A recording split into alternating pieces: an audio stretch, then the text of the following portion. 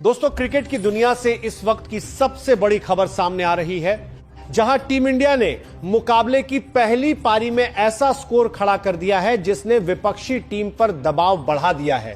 भारत ने पहली पारी में 8 विकेट के नुकसान पर 482 रन बना लिए हैं, जहां पहली पारी में जुरेल, जिन्होंने शानदार शतक लगाकर पूरे क्रिकेट जगत का ध्यान अपनी तरफ खींच लिया है। लेकिन इस पारी की खास बात सिर्फ ध्रुव जुरेल का शतक नहीं है। भारत की इस पारी में एक के बाद एक कई बल्लेबाजों ने महत्वपूर्ण योगदान दिया और श्रीलंकाई गेंदबाजों के सामने भारतीय बल्लेबाजों ने लंबे समय तक मोर्चा संभाल कर रखा। शुरुआत की बात करें तो यशस्वी जायसवाल ने 45 रन की पारी खेली।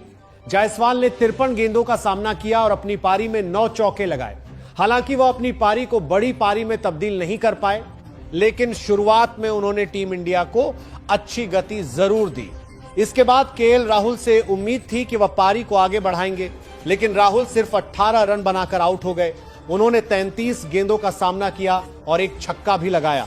राहुल का विकेट भारत के लिए जरूर झटका था, लेकिन इसके बाद जो बल्लेबाज आया उसने पूरी पारी की दिशा ही बदल दी, और वह नाम है देवदत्त पडिक्कल। देवदत्त पडिक्कल ने यहां कमाल की बल्लेबाजी करते हुए 117 रन की शानदार पारी खेली। पडिक्कल ने 193 गेंदों का सामना किया और अपनी पारी में 12 चौके लगाए। सबसे खास बात यह रही कि उन्होंने काफी समय तक क्रीज पर टिककर बल्लेबाजी की और भारतीय स्कोर को मजबूत स्थिति तक पहुंचाने में अहम भूमिका निभाई। पडिक्कल का यह शतक भारतीय पारी की सबसे बड़ी पारियों में से एक रहा और उन्होंने श्रीलंकाई गेंदबाजों को लगातार दबाव में रखा। इसके बाद कप्तान शुभमन गिल की पारी की बात करें तो गिल ने 50 रन बनाए। गिल ने 108 गेंदों का सामना किया और अपनी पारी में 6 चौके लगाए। उनका स्ट्राइक रेट भले ही बहुत ज्यादा नहीं रहा, लेकिन उन्होंने क्रीज पर समय बिताकर टीम को स्थिरता देने की कोशिश की। और फिर मैदान पर आए ऋषभ पंत। पंत ने आते ही अपने अंदाज में बल्लेबाजी की और 63 रन की महत्वपूर्ण पारी खेली। उन्होंने 89 गेंदों का सामना किया, 6 चौके और 2 छक्के लगाए। पंत की पारी ने भारतीय स्कोर को तेजी से आगे बढ़ाने में मदद की। लेकिन दोस्तों, अब आते हैं उस खिलाड़ी पर जिसने इस पूरी पारी को सबसे ज्यादा खास बना दिया है, ध्रुव जुरेल। ध्रुव जुरेल ने जिस तरह से बल्लेबाजी की वह देखने लायक थी।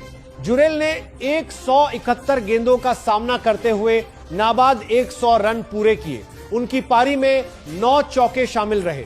सबसे महत्वपूर्ण बात यह है कि उन्होंने दबाव के समय क्रीज पर टिककर बल्लेबाजी की और टीम इंडिया को एक बड़े स्कोर की तरफ पहुंचाया। जुरेल का यह शतक इसलिए भी खास है क्योंकि उन्होंने पारी के मुश्किल दौर में जिम्मेदारी अपने कंधों पर ली। विकेट गिरते रहे, लेकिन जुरेल एक छोर पर मजबूती से खड़े रहे और आखिरकार अपना शतक पूरा कर लिया। जैसे ही ध्रुव जुरेल ने 3 अंकों का आंकड़ा छुआ, भारतीय खेमे में खुशी का माहौल बन गया। एक विकेट कीपर बल्लेबाज के रूप में जुरेल ने दिखा दिया कि वह सिर्फ पीछे से विकेट कीपिंग करने वाले खिलाड़ी नहीं हैं, बल्कि जरूरत पड़ने पर बल्ले से भी टीम के लिए मैच बदलने की क्षमता रखते हैं। इसके बाद रविंद्र जडेजा ने भी 43 रन का योगदान दिया। जडेजा ने 83 गेंदों का सामना किया और 4 चौके लगाए। हालांकि वह अपनी पारी को बड़ी पारी में नहीं बदल सके, लेकिन जुरेल के साथ उनकी साझेदारी ने भारत को मजबूत स्थिति में पहुंचाने में मदद की। सारांश जैन ने 6 रन बनाए, मानव सुथार ने 18 रन का योगदान दिया और मोहम्मद सिराज ने 2 रन बनाए। भारत को अतिरिक्त रनों से भी 20 रन मिले और इन सभी योगदानों के बाद भारत का स्कोर पहुंच गया 482 रन पर 8 विकेट। भारत ने कुल 135.4 ओवर बल्लेबाजी की और टीम का रन रेट रहा 3.55। अब अगर श्रीलंकाई गेंदबाजों की बात करें तो असिथा फर्नांडो भारत के लिए सबसे ज्यादा परेशानी पैदा करने वाले गेंदबाज रहे। उन्होंने 27.4 ओवर गेंदबाजी की, 5 मेडन ओवर डाले और 85 रन देकर 4 विकेट हासिल किए। लाहिरू कुमारा ने 20 ओवर में 68 रन देकर 1 विकेट लिया, जबकि प्रभात जयसूर्या ने 41 ओवर में 132 रन देकर 1 विकेट हासिल किया। केशरा नुवांथा ने 38 ओवर में 154 रन दिए और 2 विकेट अपने नाम किए। अब सबसे बड़ा सवाल यह है कि 482 रन के बाद भारत की रणनीति क्या होगी। भारत के पास अभी भी प्रसिद्ध कृष्णा बल्लेबाजी के लिए बाकी है और ध्रुव जुरेल एक छोर पर मौजूद है। इसका मतलब है कि भारतीय टीम के पास स्कोर को और आगे ले जाने का मौका है। अगर जुरेल कुछ और रन जोड़ लेते हैं और भारत 500 के आसपास या उससे ऊपर पहुंच जाता है तो श्रीलंका के बल्लेबाजों पर शुरुआत से ही दबाव बन सकता है और यही इस मुकाबले का सबसे बड़ा टर्निंग पॉइंट बन सकता है। एक तरफ ध्रुव जुरेल का शानदार शतक है, दूसरी तरफ देवदत्त पडिक्कल की 117 रन की शानदार पारी है। ऋषभ पंत ने भी 63 रन बनाए और कप्तान शुभमन गिल ने 50 रन का योगदान दिया। यानी भारत की इस पारी में सिर्फ एक बल्लेबाज नहीं बल्कि कई खिलाड़ियों ने अपना योगदान दिया है। लेकिन अब असली परीक्षा श्रीलंका के बल्लेबाजों की होगी, क्योंकि 482 रन का स्कोर किसी भी टीम के लिए आसान लक्ष्य नहीं होता।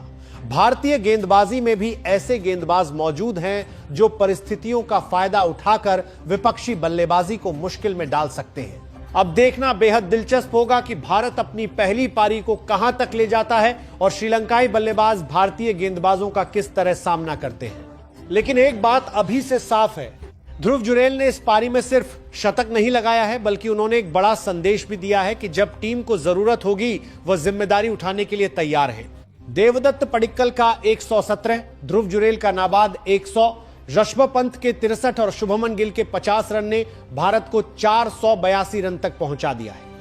अब मुकाबला पूरी तरह से रोमांचक मोड़ पर पहुंच चुका है। तो दोस्तों, आपके हिसाब से क्या भारत इस पारी में 500 रन का आंकड़ा पार करेगा और ध्रुव जुरेल के इस शानदार शतक के बाद क्या उन्हें टीम इंडिया में अपनी जगह और मजबूत कर लेनी चाहिए? अपनी राय कमेंट में जरूर बताइए। अगर आपको क्रिकेट की ऐसी ही बड़ी खबरें, मैच के महत्वपूर्ण हाइलाइट्स और खिलाड़ियों का पूरा विश्लेषण पसंद आता है तो वीडियो को लाइक करें, चैनल को सब्सक्राइब करें और बेल आइकन जरूर दबाएं, क्योंकि क्रिकेट की हर बड़ी खबर सबसे पहले और सबसे आसान भाषा में आप तक पहुंचाने का काम हम लगातार करते रहेंगे।